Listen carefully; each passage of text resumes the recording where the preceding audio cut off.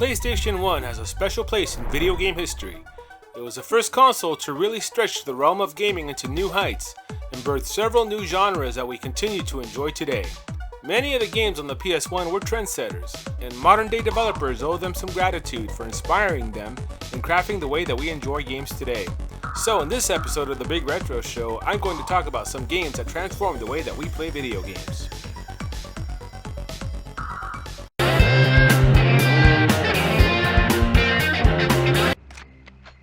We kick things off with Medal of Honor, and man oh man, I've been waiting a long time to talk about this game.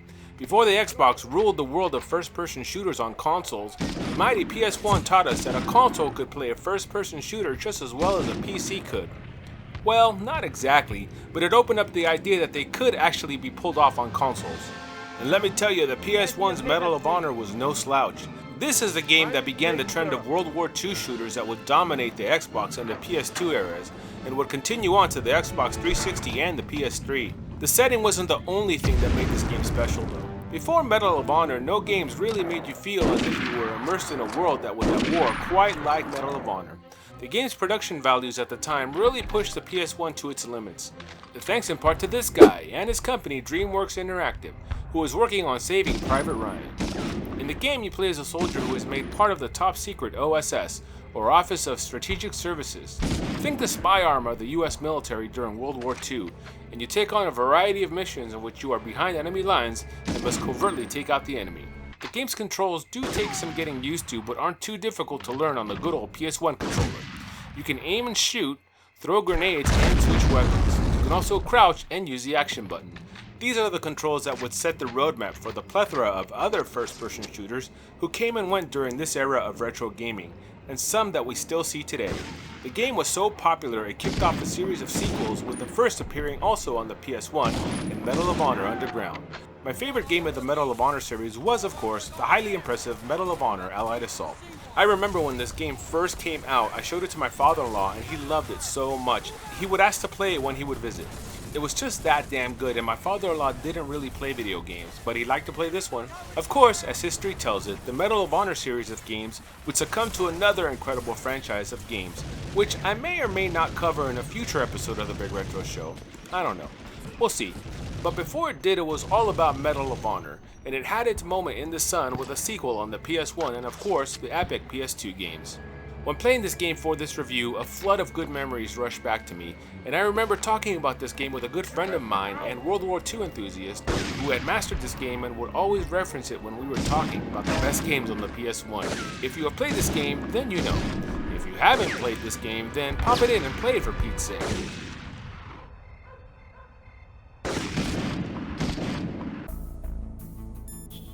Metal Gear Solid is a game that doesn't get the credit it deserves for shaping many aspects of the modern video game design landscape. It's the game that placed stealth in video games on the map and influenced the way that modern game design incorporates stealth into its gameplay. When Metal Gear Solid came out, it was a triumphant moment for the PS1. We had never seen this level of storytelling, action, and stealth in a single video game, and it rocked the PS1 generation. I remember picking this game up on day one from a Blockbuster video back in the day. The game wasn't supposed to be sold to the public because Blockbuster didn't sell games at the time, and I persuaded an employee to sell it to me at retail. I'm pretty sure he pocketed the money back then, and I went home with a banger of a PS1 title. The whole concept of Metal Gear wasn't anything new. Those of us who played the original Metal Gear on the NES, and maybe to a smaller extent Solid Snake, which was its NES sequel, knew what we had in store for us in Metal Gear Solid, but we had no idea how far the PS1 version would advance the game. To start, the whole stealth mechanic was revamped and turned into a 3D game. The way that you snuck past characters, how they noticed you, and how you ran away or fought them to death was a masterpiece of game design. Part of what made this game so intriguing was the cinematic storytelling. And sure, nowadays, gamers have the attention span of wind. Back in the day, we didn't have cell phones or Netflix to distract us, and we hung on to every word of the game. It was groundbreaking. Part of this game's fun was the boss fights and weapons and tools you would encounter. I remember first confronting Ocelot Revolver and Psycho Mantis and being genuinely impressed by them and the way they fought. It added some awesome gameplay value to the Metal Gear Solid game because so much of the game is spent hiding behind behind walls, underneath tanks, under a cardboard box, or hugging walls. The whole goal is to remain out of sight or face the wrath of the pesky alarm. What I always found funny is that the bodies would disappear after you took someone out. They would usually drop a helpful item, instead of, a decomposing corpse. It was great fun. The game's radar was central to its gameplay because it told you where you were safe from the enemy's line of sight. There were certain tools that you could use to scramble the radar signal so you couldn't be targeted, or some rooms where the radar wouldn't work naturally. The other cool thing about this game was the radio. Although it can be quite annoying to gamers nowadays, getting a call from your squad with helpful hints was welcome back in the day. Of course, a game as epic as this saw various other knockoffs, and I'm looking at you, Splinter Cell series. The game's sequels were every bit as impressive as the OG Metal Gear Solid, and really helped cement the PlayStation as a system to play on back in the day during the early days of the PlayStation versus Xbox feud.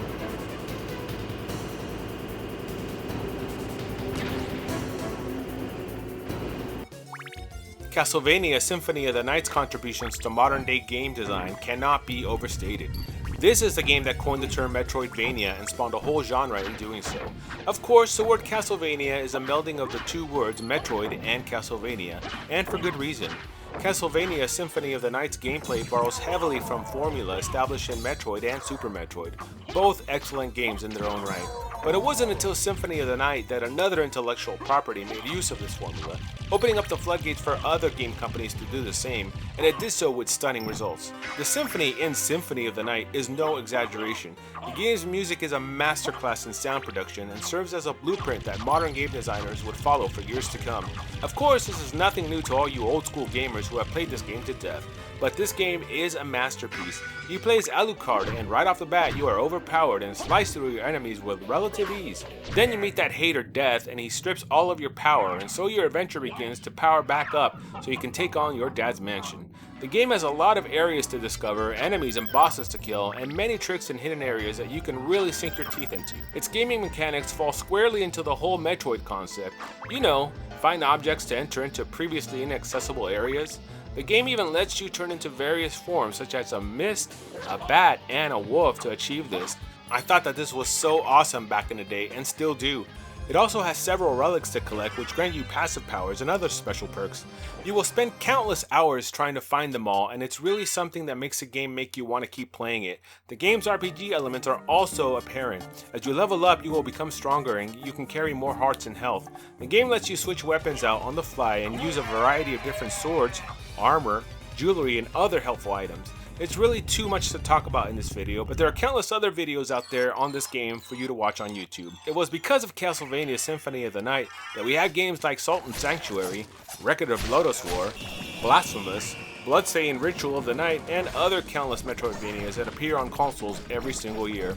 If you have not played this game, drop what you're doing immediately and play it this very instant. Do it. Do it right now.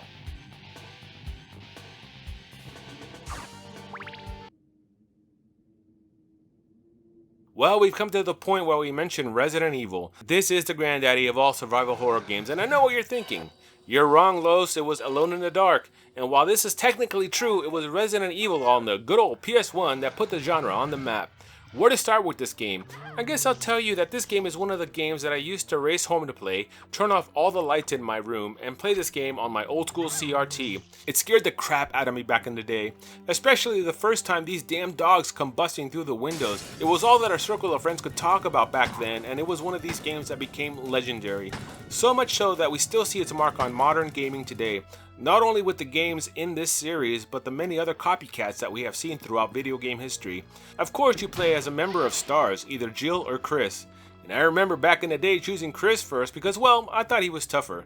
And I was right, because not only was he tougher, but the game was downright brutal playing as him. After beating the game with Chris back in the day, I went through it with Jill. And the first time this difficulty buff was apparent was when Jill got the shotgun with Barry's help, almost at the beginning of the game. Not fair. Anyhow, this game at its heart is a classic survival horror game with scarce elements, creepy monsters to kill, epic boss fights, and a story that ties it all together nicely with a complete twist at the end. It's amazing to think that there was a whole generation who were so deeply impacted by this game that they became game programmers and make the games that we love today. This is a game that actually made you think. Do I kill the zombie or just run past it because I lack the ammo? The game's puzzles were fun to solve and normally consisted of finding items to retrieve keys that would let you access the other parts of the mansion. It's all classic Resident Evil gameplay that stands the test of time. Much like Symphony of the Night, this game is a metroidvania, but it doesn't get the credit for coining that term because it is a 3D game. At any rate, it's still a metroidvania type adventure. This game's sequel, Resident Evil 2, is probably my favorite Resident Evil game of all time, including the remakes, as everything was much more polished and the game just cemented its legacy with it. Games such as Dead Space, The Last of Us, Silent Hill, Days Gone, and a plethora of others owe a debt of gratitude to Resident Evil 1. At one point, this original version got a remake on the GameCube and it revamps the game and breathes new life into it. Knowing Capcom, it wouldn't surprise me if they did another remake of RE1, much in the same way they did RE2, RE3, and RE4. Here's to wishful thinking.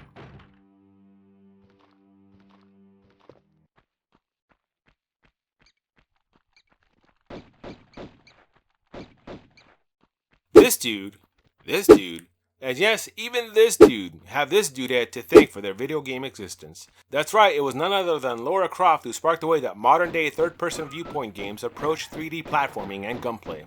When this game was released back in 1996 on the PS1, no one had seen anything like it. With 0 games in which you could play as an Indiana Jones type character, Tomb Raider hit the PS1 by storm. It didn't even matter that you weren't playing as some gruffed up dude in a leather jacket. Lara Croft fit this game just fine. And boy did Lara really give the PS1's graphical capabilities a workout. I remember buying this game as a Christmas present to myself and I wasn't disappointed.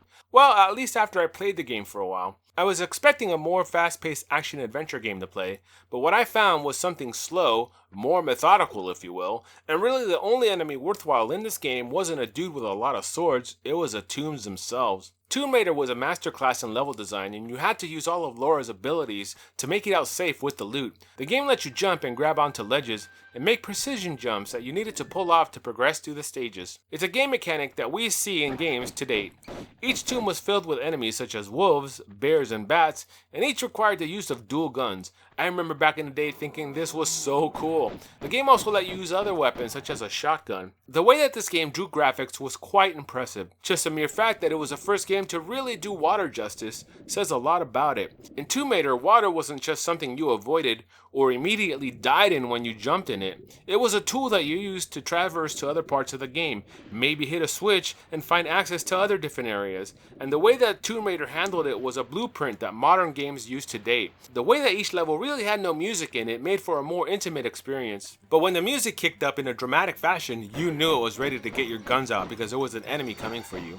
Of course, all the frustrating aspects of modern day platforming games were present at the dawn of the genre in Tomb Raider, and back then, as it does now, it just made you want to get better.